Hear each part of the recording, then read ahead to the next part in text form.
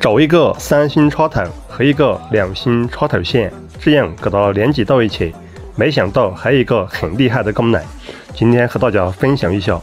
我们看一下这个2星插头线剪断，然后找一个3星插头，活动的插头给它螺丝拧开，然后给它接到内部，就是这个样子。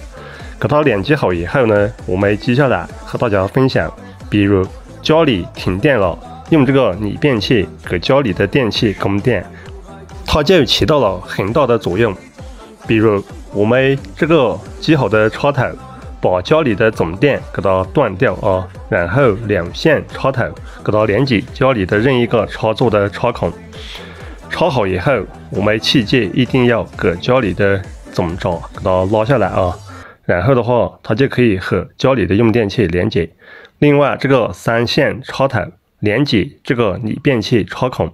打开逆变器就可以用这个发出来的电供给家里的用电设备使用。